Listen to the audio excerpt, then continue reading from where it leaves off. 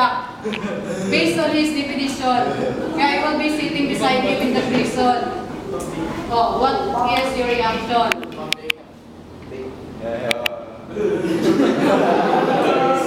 As the best friend of Lopez, what can you say?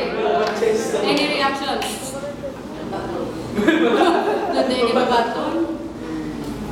I am touched. You are touched, then? Considered as true friend? Yes. How about the definition? You will be sitting beside him. For example, you are not part of the case. But since you are the true friend, he is expecting you to sit beside him all the time inside the prison. Are you going to volunteer yourself to sit beside him inside the prison? No. No.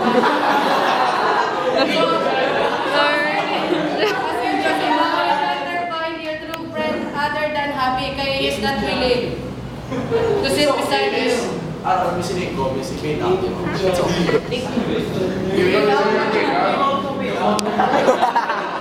Buti ka naman ang best friend ka, true friend. True friend. Ang close friend, ma-visit mo lang sila yan. Gusto pa nila eh. Ang close friend. Kung wala ko is pamilya, updan siya sa prison. Sabi ko pamilya naman daw. Kasi Hindi, subukain ka naman yung mga. one day, isa. How about you, Lorenzo? As one of the friends of Gabby, for example, Gabby will be in prison in Africa, and you are in the Philippines. And you are in Philippines, are you going to visit him in Africa? Harap ko na, may kami na may. Depende. Depende sa Kakol matangkad sa eh. budget. Hindi. Depende sa kaso.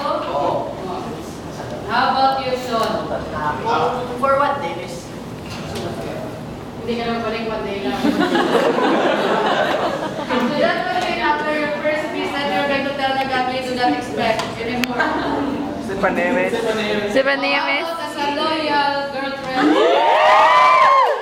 For example, Stephanie, for example, if you are the loyal girlfriend that Gabby is referring to, how will you react to that situation? Are you going to say the same thing? I will wait for you. Please don't you're not going to say that. So, Gabby, you're not going to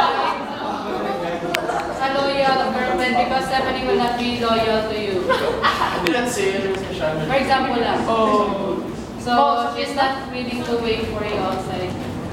the insiders. Kailangan makapatay yung sa Stephanie before.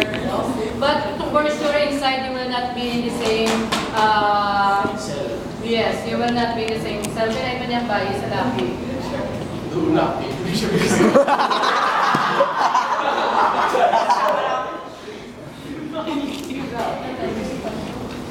Sweet boy. No more? Time na? Be ready. Are you happy for the